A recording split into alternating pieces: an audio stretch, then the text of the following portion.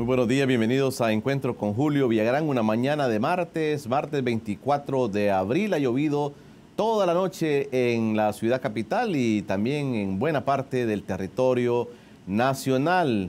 Han habido problemas también en Nueva Guadalupe, a San Vicente. Muchas casas han sido dañadas por los vientos huracanados y la lluvia persistente en esa zona del país. Esperamos que las condiciones climatológicas para este día mejoren y que las lluvias no afecten más a las personas, sobre todo las personas más vulnerables del país. También el país ha amanecido con la noticia que la periodista de la prensa gráfica, que fue asesinada hace un par de semanas, se ha descubierto que el esposo de ella es quien está detrás de todo el asesinato de la periodista. La Fiscalía General de la República esta mañana dará una conferencia de prensa presentando las pruebas acusatorias contra el esposo de la periodista de la prensa gráfica. Son las noticias con las que amanece el país esta mañana. Hoy vamos a hablar también sobre un caso importante que desde el año 1989 golpea a nuestro país, y es el caso del asesinato de los padres de los sacerdotes jesuitas y sus colaboradores en la Universidad Centroamericana UCA. Hoy nos acompaña en el estudio Arnau Baulenas, es el jefe coordinador del equipo jurídico del Instituto de Derechos Humanos de la UCA, IDUCA, para hablar sobre el tema del caso de los padres jesuitas. Arnau, gracias por aceptar nuestra invitación. Muy buenos días, gracias a ustedes por la invitación. Vamos a hablar de este tema, Arnau, que también al país le inquieta mucho cómo va desarrollándose una reapertura del caso jesuita. Es lo que estamos enfrentando en este momento en el país. Quédese con nosotros, esa es la propuesta que tenemos para esta mañana de martes 24 de abril. Ya regresamos.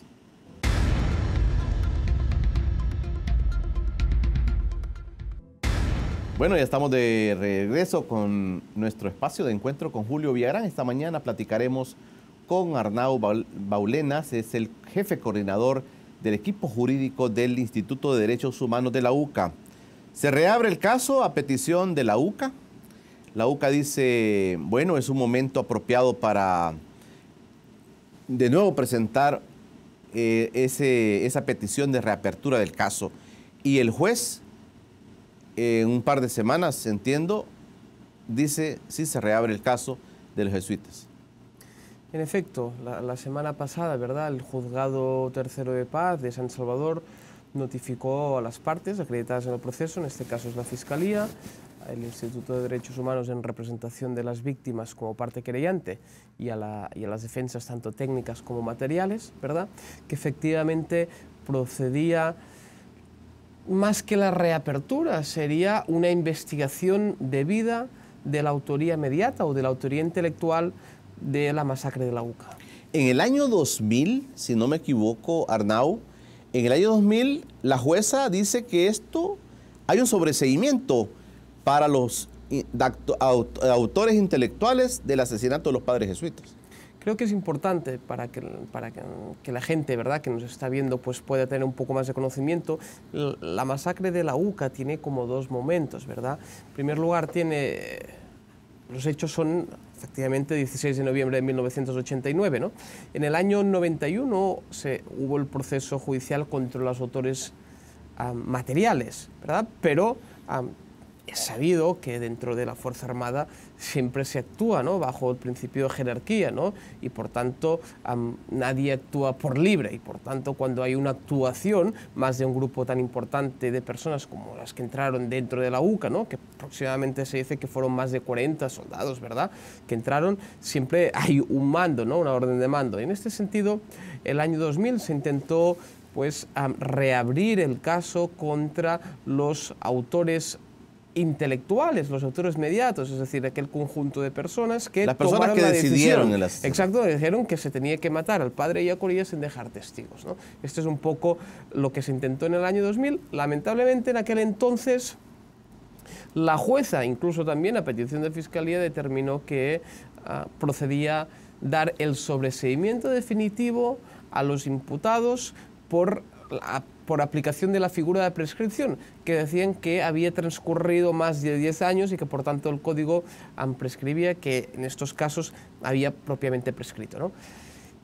En el 2017, una vez se ha derogado la ley de amnistía como Instituto de Derechos Humanos, ¿verdad?, siempre en representación de las víctimas, nosotros presentamos una solicitud diciendo, mire, son crímenes de guerra, son crímenes de lesa humanidad, en este caso la masacre de la UCA, por tanto no puede prescribir nunca. ¿Y cómo usted puede dar un sobreseimiento? Esa es una de las características que debe tener el caso, digamos, que es en efecto, un asesinato de lesa humanidad. Exacto, en la sentencia de inconstitucionalidad de la ley de amnistía, la Sala de lo Constitucional establece, mire, las graves violaciones de derechos humanos que se dieron en el conflicto armado no pueden prescribir. Y pone el ejemplo, los casos que están contenidos en el informe de la Comisión de la Verdad, ¿verdad? Los 30 casos. Estos se entienden que son crímenes de lesa, crímenes de guerra a humanidad, y crímenes contra la humanidad, y por tanto no prescriben. Y también dice la Sala, y todos aquellos crímenes que sean de igual o mayor gravedad. Y aquí es importante, porque la Sala habla de los hechos, no habla de si fueron cometidos por A o fueron cometidos por B, porque esto aquí también ha habido como a veces como mucha discusión. ¿Y por qué solo contra la Fuerza Armada? No, miren, si en algún momento la guerrilla, ¿verdad?, ha cometido algún delito que puede ser tipificado como crimen de lesa y crimen de guerra a humanidad, las personas que lo cometieron también deben responder ante la justicia, ¿verdad? Esto es lo que viene a establecer la Sala de lo Constitucional. Por tanto, el caso de la masacre de la UCA es uno de los crímenes que está dentro del informe de la Comisión de la Verdad y por tanto es un crimen donde nunca van a prescribir los hechos y por tanto deben investigarse y se debe llevar un proceso de justicia y verdad, que es un derecho que tienen las víctimas. Mira, Arnau, a mí me pueden hacer, y a la gente le pueden hacer también aquella inquietud de decir, ¿y por qué los jesuitas tienen sed de venganza en el caso de algo que pasó hace muchísimos años?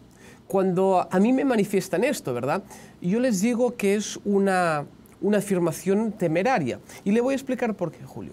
Es una afirmación temeraria porque no hay muestra más grande, digamos, de la bondad y de la coherencia de los padres jesuitas de la Compañía de Jesús que sus actuaciones en el tiempo. Los padres desde el primer momento dijeron, queremos justicia, queremos verdad, no queremos venganza y no queremos una indemnización. Si se acuerdan, ya en el año 91, en el juicio, no pidieron una indemnización por los hechos. ¿Verdad? Hoy, en el caso del coronel Benavides, el coronel Benavides fue condenado a 30 años en el año 91, luego... Que era el autor material, digamos. Exacto. Luego entró la ley de amnistía y, por tanto, él quedó en libertad, se archivó el proceso. Ahora que se ha declarado inconstitucional la ley de amnistía, lo capturaron y está pagando la pena de 30 años. Los padres jesuitas, ¿verdad?, la Compañía de Jesús, la UCA, lo que ha hecho es pedir la conmutación de la pena, porque lo que dice, o lo que han establecido es ilógico que el coronel Benavides, a su avanzada edad, porque está cerca de los 80 años, tenga que pasar 30 años en la cárcel, ¿verdad? Por tanto, se presentó por parte de la Compañía de Jesús en mayo del año pasado, mayo del año 2017, una solicitud de conmutación de pena ante el Ministerio de Justicia, que es quien lo tramita, ¿verdad?, para que el señor Benavides no tenga que terminar sus días en la cárcel, ¿no? Yo creo que esta es la muestra más grande de la bondad y de la coherencia histórica que ha mantenido la Compañía de Jesús. Porque si lo único que quisieran fuera venganza, no hubieran pedido esta conmutación de la pena, ¿verdad? Estuvieran pidiendo, el año 91 hubieran pedido ya una indemnización mucho más elevada que tenían derecho, por cierto. Claro. Pero ellos decidieron que no, que lo que querían era verdad y justicia. Yo quisiera regresar al año 2000, cuando la jueza hace un sobreseimiento sobre los autores intelectuales, argumentando de que ya prescribió el caso. Yo quisiera, en esto... ¿Jurídicamente hubo malicia, Arnau? No puedo determinar si hubo malicia por parte de la jueza, ¿verdad? Yo siempre aplico o intento aplicar, ¿verdad?, el principio de buena fe. Probablemente, o estoy convencido de que la jueza pudo considerar que los hechos habían prescrito. tal vez por falta de conocimiento del derecho internacional de los derechos humanos, ¿verdad? O porque consideró que no debía aplicarse debidamente. ¿La Fiscalía también argumentó adecuadamente el caso? No, en aquel entonces la Fiscalía tampoco. En este caso incluso hay resoluciones del ente fiscal a petición del padre Tojeira, ¿verdad? Diciendo, por favor, investiguen los hechos, donde el ente fiscal decía, no, yo no voy a investigar, en este caso el fiscal general entonces, ¿no? Yo no voy a investigar estos hechos están bajo de la ley de amnistía y por tanto no los puedo propiamente investigar. Por tanto, lo que hubo, no sé si, yo diría que no fue malicia, pero simplemente no hubo un proceso de justicia, no hubo un proceso de verdad. Y técnicamente esto se conoce como cosa juzgada fraudulenta, ¿verdad?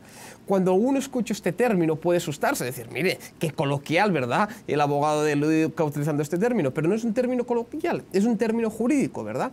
Que se conoce por la doctrina, y así lo ha establecido tanto el sistema interamericano como otras jurisdicciones nacionales, ¿verdad?, de Latinoamérica, que consiste en dotar una resolución de las formalidades debidas, pero sin la aplicación debida de la ley, ¿verdad? Y esto fue el caso, ¿no? Porque se prescribieron los hechos, a pesar de que estos nunca pueden prescribir por la trascendencia, ¿verdad?, por constituirse bajo el derecho internacional de los derechos humanos como un crimen de lesa humanidad y un crimen de guerra.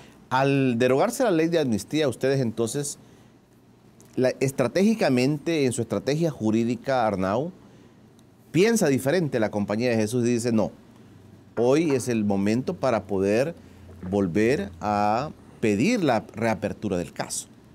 No es que la Compañía de Jesús piense distinto, sino que el panorama, digamos, jurídico ha cambiado.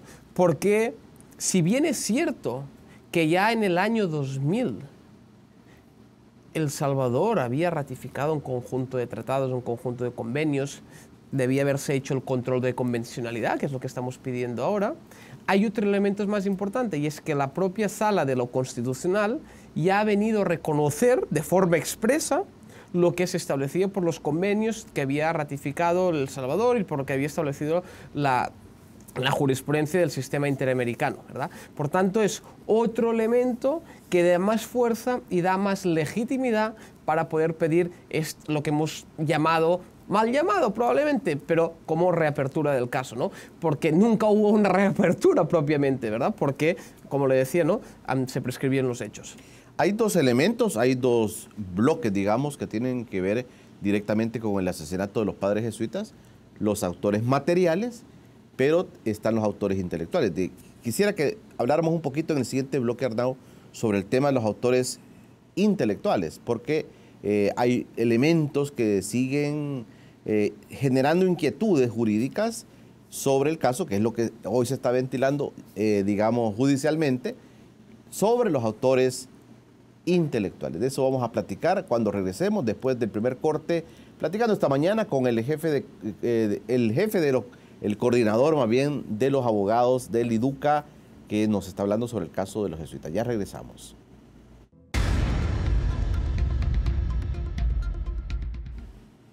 Estamos de regreso en Encuentro con Julio Villagrán, platicando del caso de los jesuitas. Me acompaña Arnau Baulenas, es el coordinador del grupo de abogados del IDUCA, platicando sobre esto. El caso tiene dos componentes, tanto los autores materiales, que ya están penando digamos, lo que se decretó hace algunos años, pero también tenemos los autores intelectuales, que es lo que hoy se está ventilando, una reapertura del caso. La situación de los autores intelectuales, para contextualizar, Arnau, no los autores materiales necesariamente diseñaron que iban a cometer esta masacre en la UCA, pero sí hubo un grupo de personas que inclusive aquí se aparece la figura del expresidente Alfredo Cristiani en esto. ¿Cómo es jurídicamente se analiza el caso de los autores intelectuales? Todo lo que se puede afirmar hasta el momento nos tenemos que referir, por ejemplo, al informe de la Comisión La Verdad, ¿sí? a la investigación que salió, o los elementos que salieron durante la investigación del 91, pero tenemos que ser muy cautelosos en las afirmaciones, ¿verdad? Porque propiamente no ha existido este proceso de investigación, ¿no? Por tanto, lo que nosotros podemos decir en estos momentos siempre es preliminar en base a indicios, ¿no? Porque como no ha existido este proceso de justicia, no podemos hablar sobre pruebas certeras. ¿Testimonios de personas que estuvieron ahí? No. Algún testimonio puede haber, son elementos que se están valorando, ¿verdad? No debemos olvidar que efectivamente la gente puede tener miedo, a pesar de que hayan pasado mucho tiempo, ¿no? Pero lo que sí que estamos convencidos, ¿verdad?, que es una decisión que se toma desde el Estado Mayor, la Fuerza Armada, y que por tanto tiene unas personas claves en la toma de esta decisión, ¿no? De forma especial, pues se dirige esta imputación sobre el grupo que conformaba la Tendona, ¿verdad? Y por tanto, así se manifestó en el año 2000, se sostiene también con el informe de la Comisión de la Verdad, ¿no? Que hay unas personas muy determinadas que son las que efectivamente tomaron la decisión y por tanto ellos deben responder también ante la justicia. El tema de justicia de la UCA, el tema no es, porque inclusive algunos militares están falleciendo ya. Esto efectivamente ha pasado unos cuantos años, pero lo que no puede ser nunca un argumento, porque no es válido, porque no es jurídico y porque sería atentar también contra la dignidad de las víctimas, es decir, ¿y por qué ahora tenemos que reabrir esto cuando han pasado tantos tiempos? Esto es lo mismo que decirle a una mamá que su niña, por ejemplo, ha sido violada. Decirle, oye, olvídese de todo el daño que ha sufrido su niña si ha pasado mucho tiempo, porque sería una forma de perpetuar la impunidad. Más cuando estamos hablando de hechos tan graves de violaciones de derechos humanos, ¿no? Constitutivas, como les decía, de crímenes de guerra y de crímenes de lesa humanidad. Este elemento, estas afirmaciones, lo único que hacen es que no exista un proceso de justicia. Y por tanto, Julio, fíjese algo, lo que está pasando en la actualidad, desapariciones forzadas, torturas, ejecuciones extrajudiciales, que es una realidad que nosotros vivimos y no podemos decir que no existe, no podemos decir que son cosas que solo los abogados del IDUCA denuncian. No, esto es una realidad que los y las salvadoreñas vivimos a diario. También es fruto de que se ha perpetuado la impunidad histórica, de que no ha habido un proceso de justicia y por tanto, cuando no ha habido la depuración necesaria, disculpe, la historia la estamos repitiendo hoy. Yo creo que esto es importante, porque no es una cuestión del pasado, es una cuestión de la actualidad. Si nosotros agarramos casos que están pasando en la actualidad con miembros de la Policía Nacional Civil y casos que pasaban en el conflicto armado, si quitamos el nombre de los actores, si no ponemos fecha al relato, tendríamos dificultades para saber si son casos de la guerra o son casos de la actualidad. Y esto no es una afirmación mía de abogado, porque incluso algunos me pueden decir, bueno, pero usted es muy joven, usted no estuvo acá durante la guerra, por tanto, no. Son afirmaciones que hacen personas que llegan al IDUCA, que nos cuentan sus casos actuales y algunos nos dicen, es que paso más miedo ahora que durante el conflicto. Y estas son afirmaciones que nosotros tenemos recogidos en testimonios de personas. No son afirmaciones mías personales o son afirmaciones tendenciosas para dañar la imagen del gobierno o para beneficiar a ciertos grupos. No, lo dice la gente que vive en las comunidades, que sufre la violencia de las pandillas, que muchas veces sufre la violencia de la Policía Nacional Civil. La relatora de ejecuciones extrajudiciales que estuvo en El País decía, hay personas que no pueden moverse de su casa porque si salen 10 metros a la izquierda se encuentran la pandilla y si salen a otra dirección a veces se encuentran también con el actuar delincuente de algunos miembros de la Policía Nacional Civil, ¿no? Y por tanto estamos en esa tesitura. Y por tanto es sumamente relevante que efectivamente exista un proceso de justicia y un proceso de reparación en los casos del conflicto armado. Qué bonito sería, ¿verdad?, decirle a todos los criminales, no, mire, como ya ha pasado mucho tiempo, pues olvidemos. ¿Cómo vamos a olvidar? ¿Cómo los padres van a olvidar a sus niños que nunca han podido pues, tener un proceso de duelo cerrado propiamente porque están todavía desaparecidos, ¿no? Este es el punto. Y esto es lo que se pretende con este tipo de casos. El caso de los jesuitas, Arnau, y esta es una pregunta que mucha gente dice o se hace. ¿La UCA va tras Alfredo Cristiani en este caso? Lo que nosotros siempre hemos dicho, y es que del resultado de las investigaciones se podrá determinar quiénes son los responsables de la masacre de la UCA. En otros términos, en estos momentos, y así se manifestó, creo recordar, por el padre Tojeira ya hace unas semanas, ¿no? Y se decía, no tenemos elementos en estos momentos para poder determinar que el expresidente Cristiani tomó también la decisión.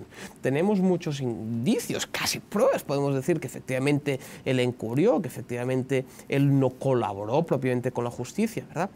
Pero en este momento de la investigación, como no ha existido propiamente una investigación, no se puede determinar si él tomó también la decisión o no la tomó, ¿verdad?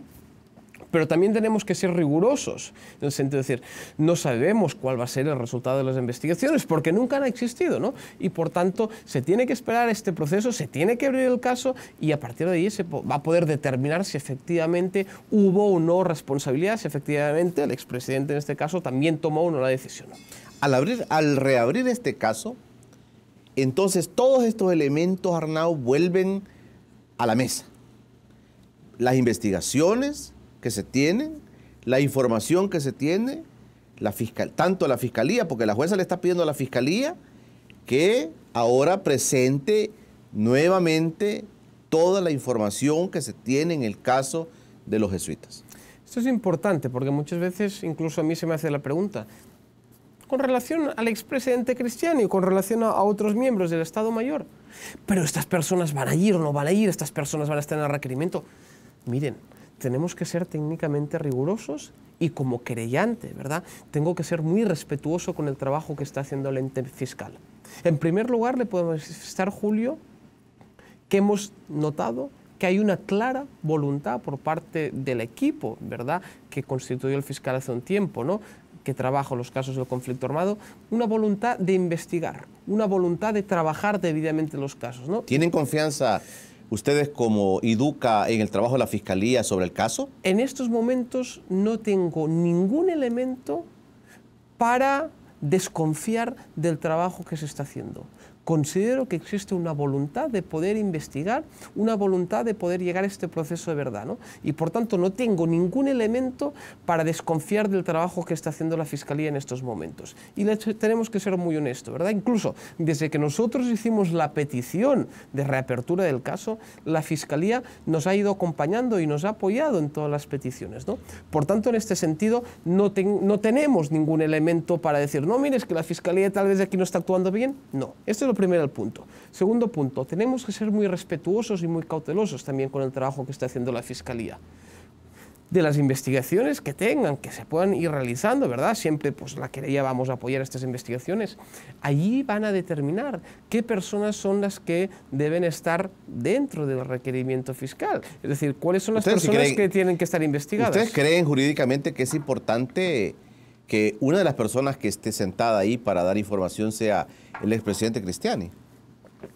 Nosotros lo que creemos, Julio, y esto lo hemos venido sosteniendo porque siempre... es un elemento importante, Arnau. El presidente de la República en ese momento. Cualquier presidente de la República, en cualquier circunstancia, más en el marco de un conflicto armado, tiene una figura relevante. Es la primera persona, digamos, o la persona más importante del país desde un punto de vista político, pero también en este caso para ser el comandante general de la Fuerza Armada, ¿no? Pero no nos podemos anticipar, Julio. Yo entiendo, yo entiendo que esto es algo, ¿verdad?, que es importante para el país, que propiamente, ¿no?, si se va o no a procesar el expresidente Cristiani, son elementos que más allá de la preocupación que le pueden generar al expresidente, ¿no?, son elementos notorios, pero yo creo que tenemos que ser muy cautelosos, tenemos que ser muy respetuosos con el trabajo que está haciendo la Fiscalía, ¿verdad? Y por tanto, en el momento que se vaya a presentar el requerimiento fiscal, estoy absolutamente seguro que la Fiscalía va a poder explicar el por qué se ha incluido el presidente Cristiani, el por qué no se ha incluido, el porqué de la petición que se haga. Y estoy convencido que que se va a poder realizar un buen trabajo junto a Fiscalía con querella para esclarecer el resultado y para esclarecer los hechos. Como Instituto de Derechos Humanos, ¿verdad? Como UCA, y creo que también podemos hablar como se puede decir, ¿no? La Compañía de Jesús, no hay ningún afán de perseguir a ninguna persona que no haya cometido ningún delito. Esto no es una caza de brujas, ¿verdad? Esto no es, como les decía antes, no se trata de un proceso de venganza. Se quiere un proceso de justicia y se quiere un proceso de verdad. Okay. Sí, del resultado de las investigaciones preliminares o más adelante salen otros nombres o salen nombres, ¿verdad? Y existen las pruebas, pues estas personas se van a tener que procesar. Porque así lo establece la ley y porque nadie puede excluirse o puede apartarse de responder ante la justicia. Y yo siempre digo lo mismo. Si las personas que están en el caso de la UCA, ¿verdad?, involucradas en la masacre de la UCA, tienen tan claro que ellos no han participado en estos hechos, ¿por qué se ha intentado de forma fraudulenta que existe este proceso de justicia? Mire, si a mí me están señalando de unos hechos, o si a usted le están señalando de unos hechos, Julio, y usted está convencido de su inocencia y tiene cómo acreditarla, porque va a querer evitar el proceso. Lo que va a querer usted efectivamente es que exista este proceso y que efectivamente no quede la duda. Ah, mire, Julio estaba mencionado en este expediente, pero como no ha podido haber un proceso de justicia, no sabemos si realmente es culpable o no es culpable. No lo sentaron al banquillo. Exacto, ¿no? Y por tanto, si yo estoy convencido de mi inocencia y lo que quiero es someterme al proceso judicial y responder ante las autoridades y que quede plasmado que yo no tengo ninguna responsabilidad en estos hechos, ¿no? Ok. La jueza, a la petición de la UCA de la reapertura del caso, de manera muy rápida, dice, bueno, vamos a reaperturar el caso. Y esto es de lo que vamos a platicar, qué elementos se nos vienen, qué le viene al país, qué le viene a la Compañía de Jesús, qué le vienen a los implicados en la reapertura del caso de los jesuitas para conocer los autores intelectuales de esta masacre. Eso va a ser en el siguiente bloque cuando regresemos.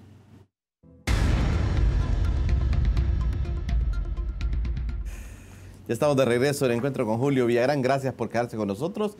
Le recuerdo que usted puede visitar nuestro periódico digital informatvx.com y va a enterarse de las notas más importantes a nivel nacional e internacional. El sitio que usted debe visitar, el periódico digital que usted debe visitar para estar informado es informatvx.com. Esta mañana de martes platicando con Arnau Baulenas, es el coordinador del grupo jurídico del IDUCA, del Instituto de Derechos Humanos de la UCA. Estamos hablando precisamente del caso de los jesuitas. Se reabre el caso de manera muy rápida, Arnau. Relativamente rápida, podemos decir, Julio, porque efectivamente la petición se hizo en el 27 de noviembre, ¿no? Y hasta ahora en abril no hemos tenido propiamente la decisión. Pero esto también tengo que ser justo, ¿verdad? No solo es porque ha habido un poco de demora en la toma de decisión por parte del juzgado, sino básicamente porque de una forma dilatoria se han presentado un conjunto de escritos. Porque así como funciona el sistema judicial del país, me parece que ha sido rápido, Arnau. Hemos lamentado en algún momento que por parte de una jueza que estaba a cargo del tribunal en algún momento, pues se manifestara que el caso era sumamente delicado, complejo y voluminoso, y que por tanto no se procedía a resolver, ¿no? Nosotros esto ya presentamos el recurso pertinente, ¿no? Pero este punto en concreto sí que a nosotros nos causó un poco de tristeza, ¿no? Que van a ver que pueden haber jueces que hagan estas afirmaciones tan temerarias, ¿no? Es decir, miren, si usted tiene mucho trabajo, no le puede decir a su jefe, no, es que tengo mucho trabajo y no voy a resolver, cuando tiene la obligación de resolver, ¿no? Pero más allá de eso, tenemos que reconocer que hasta el momento el juzgado ha hecho un trabajo diligente, ¿sí? Y si ha habido más demora ha sido por las excepciones que de forma dilatoria y en algún caso incluso temerarias, ¿no?, se han presentado por parte de algunos abogados de la defensa. ¿Qué nos vienen los tiempos? ¿Qué se esperaría después de reaperturar el caso? En cuanto a tiempos, no nos vayan a pasar otros 30 años, Arnau. Esperemos que no. Mire, el primer punto y que ayer leía en los medios, ¿no?, y es que los abogados de los militares han presentado un recurso de apelación ¿verdad? La decisión del Juzgado Tercero de Paz era una decisión definitiva, pero no firme. Decisión definitiva quiere decir que, bueno, que se ha pronunciado sobre una petición concreta, pero que cabe un recurso de apelación, y así nos consta que lo han presentado los abogados. Nosotros todavía, el juzgado no nos ha emplazado para contestar, por tanto no sé en qué términos se ha presentado esta apelación.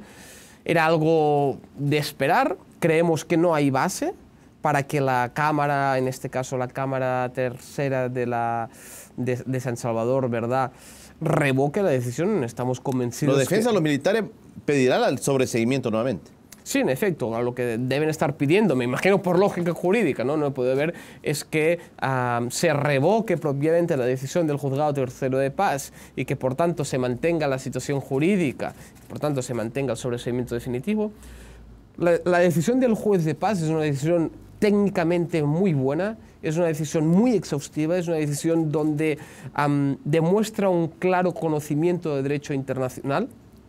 Y por tanto, yo creo que no hay base jurídica para poder propiamente revocar esta decisión, y estoy convencido, ¿no?, pues que la Cámara Tercera de la Primera Sección del Centro, San Salvador, no va a revocar esta decisión ni va a confirmar la misma, ¿no?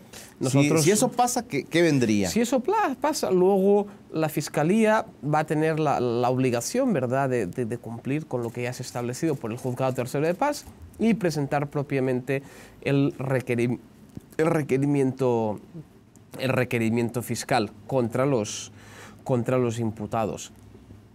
Y a partir de ahí se iniciaría un proceso donde tendría, pues, las fases que tiene cualquier proceso judicial, y es que debería haber una audiencia inicial. Ahí, en esta audiencia, se determinarían las medidas las cuales los imputados tienen que estar durante la instrucción, es decir, si tiene que tener medida de detención provisional, si pueden ser medidas alternativas, si no tienen que tener ninguna medida, ¿no? Y luego se inicia un periodo de investigación conocido como la fase de instrucción.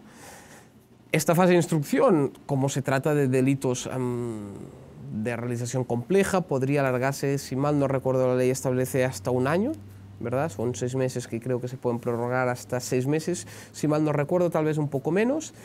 Y a partir de ahí, pues, se celebraría la audiencia preliminar, y en el marco de la audiencia preliminar el juez o la jueza debería determinar si hay suficientes pruebas para que el caso pase a juicio, o si en algún caso concreto no hay pruebas y por tanto se dicta un sobreseimiento de carácter provisional o de carácter definitivo. Yo quería preguntarte, haciendo como un paréntesis, Arnau, alguna gente me ha preguntado, y precisamente anoche alguna gente me estaba escribiendo sobre esta situación.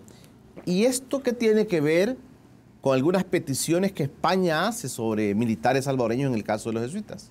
Esto es un punto muy importante. Yo creo que de forma específica podemos hacer relación o mención a la situación de Montano, ¿verdad?, del señor Montano, que él está siendo juzgado por estos hechos en España.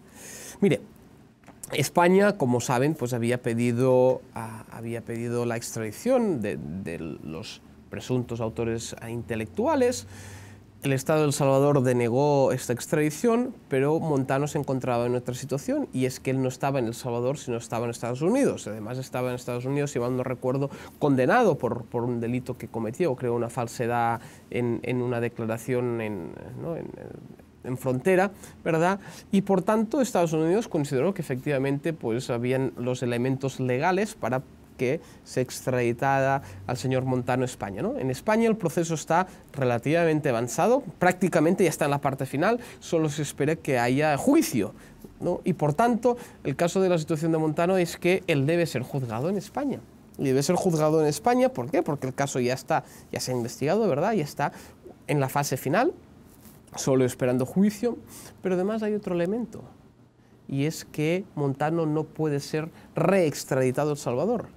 El convenio que establece o que existe entre entre Estados Unidos y España establece que no hay posibilidad de una reextradición, ¿no? Y por tanto, pues España es quien debe juzgar en este caso Montano por esta situación jurídica específica, ¿no? Porque en otros términos, si Montano está en España es gracias a los Estados Unidos. Es decir, Estados Unidos es quien avala, quien acepta que se extradite Montano, ¿no? Y por tanto, en estos momentos, la situación de Montano en España también viene definida por lo que establece el convenio, ¿no?, entre Estados Unidos y España. Además, hay otro tema. Si nosotros analizamos la situación jurídica de Montano y hacemos ciencia ficción, podemos llamarle así, ¿verdad?, y no hubiera esta extradición previa, simplemente Montano estuviera en España, ¿no?, y allí lo capturan y allí empieza el proceso judicial contra él. Si analizamos también el tratado de extradición que existe entre El Salvador y España, hay, creo, en el artículo 5 una causal que establece motivos para denegar la extradición. Imagínense que ahora El Salvador pidiera Montano, ¿verdad? El señor Montano lo pide España. No se puede extraditar para El Salvador, porque cuando la persona ya está siendo juzgada en España, no hay legalidad para poder extraditar o reextraditar, ¿no? Y por tanto el proceso contra Montano va a terminar y debe seguir y terminar en España. Y es solo Montano. Y es efectivamente solo Montano, porque es la persona que está siendo juzgada allí, porque la justicia salvadoreña denegó, ¿verdad?, la extradición de los otros abogados, de los otros militares, ¿verdad?, involucrados en el caso, y por tanto los otros serán juzgados o deben ser juzgados aquí en El Salvador. La Compañía de Jesús, así como de manera general, pendiente de este caso, Arnao. Parece lógica la pregunta, pero no es un tema... Efectivamente. No es un tema del IDUCA, no es un tema de Tojeira, no es un tema de la Compañía de Jesús como la agraviada. Ya lo estableció la Comisión Interamericana de Derechos Humanos. La Compañía de Jesús también es víctima. No solo los parientes de sangre o de afinidad propiamente de los padres, ¿verdad?, que murieron, también de Elba y Salina, ¿verdad? Pero en este caso, si hacemos mención a los padres, la Compañía de Jesús también es víctima, ¿no? Y por tanto, tienen un interés legítimo y un interés obvio en el caso, ¿verdad? Es decir, ejecutaron, masacraron a sus hermanos jesuitas. Y es por eso, y es normal que se pida justicia. Si a mi hermano lo matan, yo voy a pedir justicia. Que nunca se debe confundir venganza o justicia con venganza. Esto de forma tendenciosa, de forma fraudulenta, se ha manejado por parte del sector, ¿no?, que intenta proteger a los militares involucrados, ¿no?, pero nunca de la boca, ¿verdad?, de una persona de la Compañía de Jesús, salvo por mi parte, ha salido el término venganza. Han salido términos como verdad, han salido términos como justicia, han salido términos como reparación, han salido términos como garantía de no repetición, pero nunca venganza. La UCA, entiendo, tiene que ser también requerida la información de la UCA en el proceso que va a comenzar. Sí, en efecto, toda la información que se pueda tener en el marco de la UCA, ¿verdad?, todos los testimonios que se puedan recolectar, ya sean de forma directa o de forma indiciaria, efectivamente se va a estar en total disposición como se ha estado siempre, y no solo por este caso, no, en cualquier caso que se pueda colaborar ante la justicia. No solo es un deber, sino que efectivamente se está en total disposición voluntaria, y en este caso pues no va a ser una excepción. Yo quiero dejar sentada muy clara la posición de ustedes como IDUCA en el caso jesuita. ¿Hasta dónde ustedes creen, hasta dónde se sentirían satisfechos ustedes como IDUCA, como UCA, como Compañía de Jesús, que este caso llegase? A ver, yo puedo hablar como abogado, sí, en este caso, y por tanto yo puedo recoger lo que se ha venido diciendo y siempre ha sido lo mismo. Y puede ser muy repetitivo, pero siempre es la misma frase.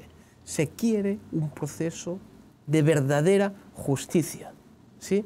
Un proceso donde haya una investigación debida. Se quiere un proceso donde no hayan elementos fraudulentos. Se quiere un proceso para poder llegar a la verdad de los hechos. Se quiere un proceso donde no solo se estén condenados como se ha hecho a los soldadillos, ¿verdad?, sino realmente quien tomó la decisión. Lamentablemente en nuestro país se ha tenido la capacidad muchas veces de cortar las investigaciones, ¿verdad?, llegar hasta mandos intermedios, digamos, pero no llegar hasta los autores intelectuales. Y esto lo podemos ver también con el caso de Carla Ayala, por ejemplo, ¿no?, que son paralelismos, claro. Pero es decir, pero no, mire, solo señalamos a los agentes, no vamos a buscar la responsabilidad de los oficiales.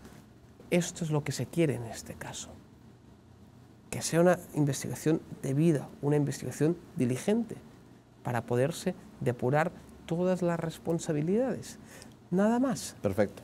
Cuando regresemos vamos a hablar también de los componentes políticos. A veces lo político empaña los casos y yo sé que muchos creerían que este caso tiene componentes políticos que están ahí y que pueden resurgir si se vuelve a tocar esa tecla del caso jesuita. De eso vamos a platicar con nuestro invitado Arnau Baulenas, es el coordinador de los abogados del IDUCA. Ya regresamos.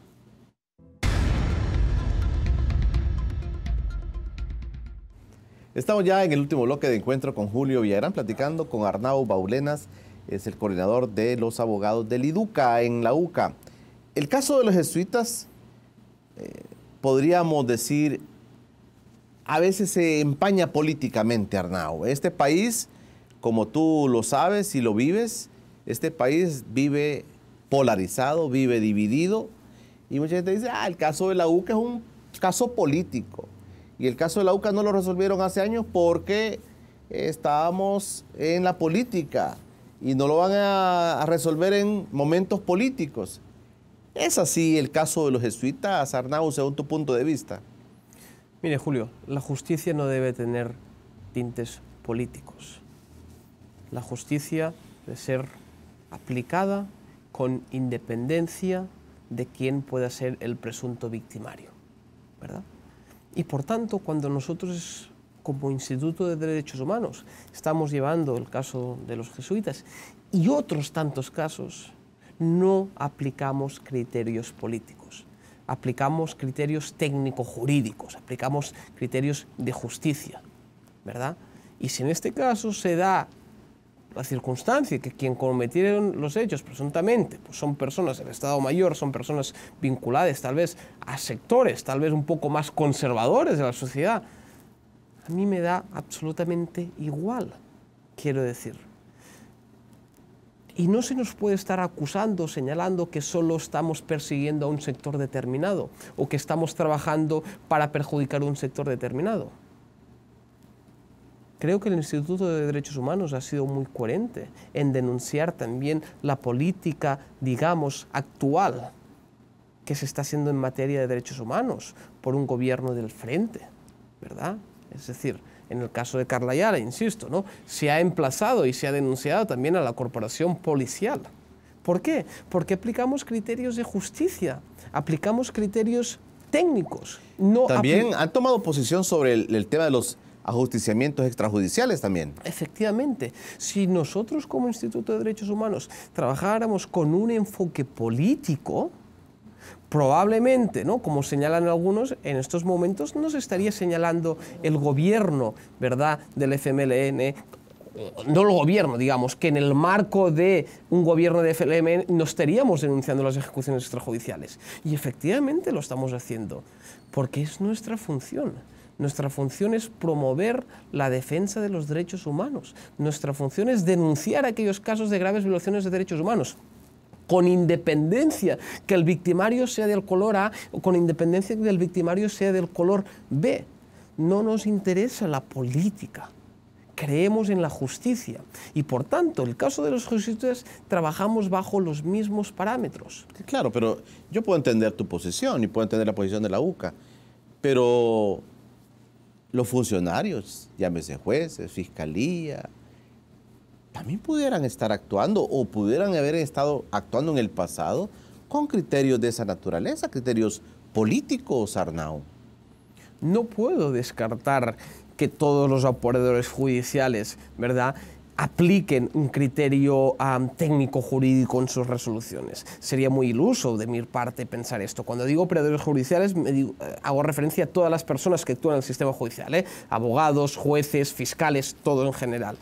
Es como cuando el caso, por ejemplo, de Monseñor Romero, dice, es que no lo beatificaron y no lo canonizaron porque el momento político no era el adecuado. Y uno se queda sorprendido y dice, ¿cómo es posible que el Vaticano esté pensando de esta manera? Pero yo creo que aquí tenemos que hacer, ojo, una diferencia, porque por un lado es el proceso de beatificación, ¿verdad?, de Monseñor Romero, y por otro lado es la justicia. Quiero decir, miren, si existe un crimen de lesa humanidad, un crimen de guerra, no debería importar el victimario. Claro. Tenemos que focalizarnos con la víctima. Ella es la que ha sufrido y por tanto tenemos el deber y la obligación de hacer justicia. Y esto es lo que nos debe quedar claro. No podemos tratar un caso distinto por el hecho de que el victimario sea una persona de bien, una persona de mal, o que el victimario tenga más o menos poder. Es más, en los casos donde el victimario puede tener más poder o más influencia, todavía tenemos que ser más rigurosos y probablemente ser más incluso agresivos en el sentido judicial. Es decir, si una persona que no tiene poder tal vez se le puede dar medidas alternativas porque no va a influir en el proceso, una persona que tenga poder y una persona que puede influir en las investigaciones, se tiene que ser más riguroso en decretar, por ejemplo, una detención provisional, ¿no? Y a eso me refiero. Y eso debería ser un sistema justo, un sistema sano, ¿no?, si se me permite en este sentido. No podemos estar haciendo diferencias porque el victimario puede tener más poder o es una persona reconocida. Lo siento, pero la justicia debe de estar al lado de las víctimas. La justicia debe servir a aquellos que se han visto perjudicados. La justicia no puede ser un elemento para beneficiar a las personas que han cometido el delito, pero que tienen capacidad económica, que tienen cierto poder, ¿verdad? Se conoce eso en terminología también, ¿no? Esto no, el sistema anglosajón lo tiene muy desarrollado. El white collar crime, ¿verdad? Los delitos de cuello blanco, ¿verdad? Miren, un delito es un delito. Me da igual que lo haya cometido una persona que se viste de saco y corbata o una persona que no tiene ningún recurso. Incluso a veces la persona que no tiene ningún recurso, sin querer justificar, se ve obligada a delinquir porque no tiene otra opción. No estoy justificando. Pero para mí es mucho más grave los delitos que podemos conocer de cuello blanco, es decir, los delitos que cometen aquellas personas que tienen una posición privilegiada, aquellas personas que lo tienen todo y además se aprovechan de esta situación. El tiempo nos da la posibilidad de que en la frialdad, digamos, de esos acontecimientos se pueda juzgar mejor, Arnao. Cuando transcurre mucho tiempo, como puede ser el caso, desde mi punto de vista es una dificultad para la investigación, ¿verdad? Porque se han podido perder elementos, se han podido efectivamente perder pruebas que eran importantes, ¿no? ¿Se han perdido? No estoy afirmando que se hayan perdido pruebas, pero en cualquier caso, el paso de tiempo puede producir este efecto, ¿no? Y por tanto, esto siempre es un perjuicio. Y como más tiempo pase del hecho, más se ayuda, ¿no?, a perpetuar esta impunidad y por tanto es un claro beneficio para el victimario, ¿no? Y esto es lo que se intenta. Es lo que se intenta en estos casos, donde los victimarios, a través de sus abogados defensores cualificados, ¿verdad?, abogados defensores que conocen bien el sistema, lo que intentan es poner un conjunto de impedimentos para avanzar en este proceso de justicia, ¿no? Por eso le decía que a mí me causa sorpresa que haya existido tantos impedimentos por parte de los imputados en el presente caso. Porque si ellos estén claros que no tienen ninguna deuda con la justicia, ¿por qué no someterse de forma inmediata en el proceso? Decir, mire, yo vengo aquí, señor juez, y vengo aquí porque sé y tengo la conciencia tranquila de que efectivamente no tengo ninguna relación con el proceso. Pero hasta el momento hemos visto que no es así. Hemos visto un conjunto de inconvenientes, claro. Esto nosotros nos hace pensar que efectivamente estamos en la línea correcta, ¿no? Y que efectivamente estas personas pueden estar involucradas en los hechos, ¿no? Porque si no, no hubieran puesto tantos inconvenientes. Pero esto se va a tener que acreditar. Pero sin duda, Julio, que el paso del tiempo no es una buena noticia y sin duda no es, ¿cómo podemos decir?, justo para las víctimas que después de tanto tiempo todavía no haya existido justicia. No solo con el caso de los jesuitas, sino con todos los casos que se dieron en el marco del conflicto armado. Los señalados, ya para ir aterrizando un poquito, los señalados en el caso de jesuitas ya es un grupo reducido. Sí, en el año 2000, como autores intelectuales, no quiero errar en el número, pero creo que son 7 solamente las personas señaladas, ¿verdad? 7 personas. Exacto, ¿no? Y por tanto tendremos que ver de las investigaciones, pues al final cuál es el resultado final, ¿no? Pero cuando se toma una decisión de estas características, y esto también va a ser un principio de racionalidad, ¿verdad? No se va a tomar por una multitud, no se va a tomar por 50 personas en una sala, ¿no? Sino se toma por un grupo muy reducido, un grupo de poder, un grupo que tenía las riendas y por tanto un grupo que sabía que se iba a ejecutar porque ellos eran quienes tenían todo el poder en el marco de la Fuerza Armada. Arnaldo, queremos agradecerte que hayas venido con nosotros. El tiempo sin duda se nos hizo pequeño, pero te agradecemos que ha venido directamente a hablar sobre este caso que es importante para el país. Gracias a ustedes, ha sido un placer y cualquier cosa pues estamos para servirles. Muchas gracias. A ustedes en casa también les agradecemos por haberse quedado con nosotros. Hemos hablado del caso de los jesuitas, un caso relevante. También usted puede informarse en informatvx.com sobre las reacciones, sobre lo que hoy hemos platicado en nuestra entrevista.